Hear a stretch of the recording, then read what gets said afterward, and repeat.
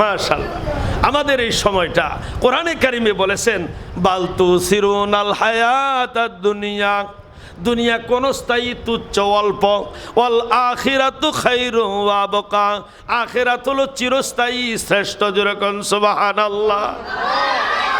এই জন্য জ্ঞানী ওই ব্যক্তি যে ব্যক্তি পরকালের চিন্তা করে, জবাবদিহির চিন্তা করে,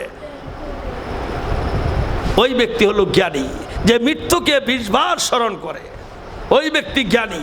কারণ দুনিয়া অল্প, অল্প সময়, আর আখিরাত কোটি কোটি বছর, এটার কোনো শেষ নাই।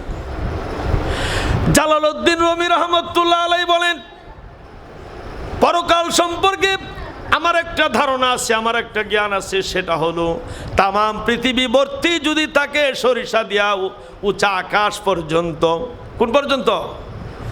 আকাশ পর্যন্ত। সপ্তম আকাশ থেকে একটা বাবুই পাখি আসলো, এই দুনিয়ার থেকে একটা সরিষার দানা নিয়ে গেল, সপ্তম আকাশের উপরে 70,000 বছর রেস্ট নিল, আবার দুনিয়াতে আসলো, আর একটা সরিষার দানা নিয়ে গেল, সপ্তম আকাশের উপরে 70,000 বছর রেস্ট নিল, আবার দুনিয়াতে আসলো। 70,000 বছরের বিরতিতে একটা একটা করে যদি সরিষা নিতে থাকে, তামাম পৃথিবীর সরিষা একদিন না একদিন শেষ হয়ে যাবে। তোমার আমার জন্য যেই পরকাল তৈরি করেলেন, ওই পরকাল কোনোদিন শেষ হবে না। তাহলে ওইটা বড়। এই জন্য বলেছেন কুল ইন তুকফু মা ফি সুদুরিকুম আও তুবদুহু ইয়ালামুহুল্লাহ ওয়া ইয়ালামু মা ফিস সামাওয়াতি ওয়া মা ফিল আরদ ওয়াল্লাহু আলা কুল্লি শাইইন কাদির। ও নবী, আপনি আমার বান্দা বান্দীদেরকে, আপনার উম্মতের নারী পুরুষদেরকে বলে দেন, আমি এমন ক্ষমতার মালিক, আমি তোমাদের অন্তরের অন্তঃস্থলের লুকায়িত কথাটাও জানি।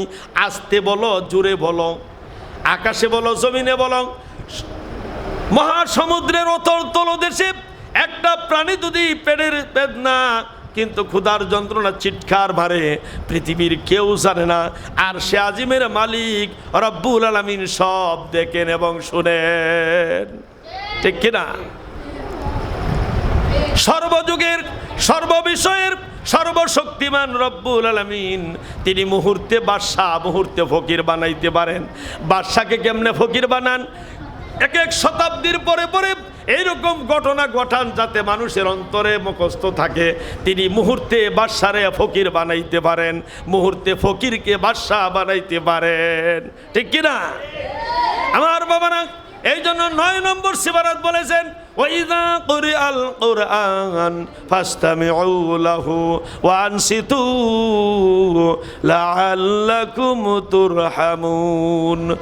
ও দুনিয়ার মানুষ লক্ষ্য করে শোনো, ও নারীরা, ও পুরুষেরা কান পাইতা শোনো, তোমার মালিক, তোমার আমার মালিক, কুল কায়নাতের মালিক, তিনি বলতেছেন, তোমরা যারা আমার কালাম তোমাদের কাছে তালাওয়াত করে, তোমরা যখন কান পাইতা শোনো, দিলের কানে শোনো, আমি আল্লাহ তোমাদের উপরে রহমত অবতীর্ণ করতে থাকবো। সুবহানাল্লাহ।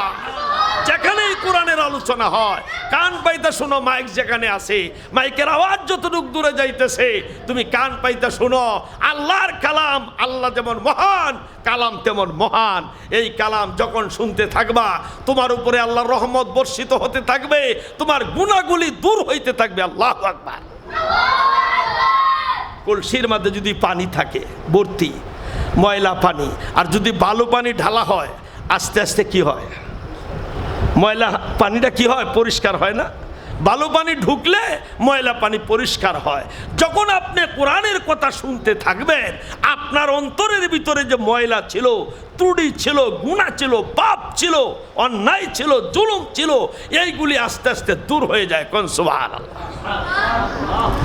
এরপরে 26 সিবারাত বলেছেন ফাযাক্কির বিল কুরআনি মান ইয়াখাফু ওয়াঈদ।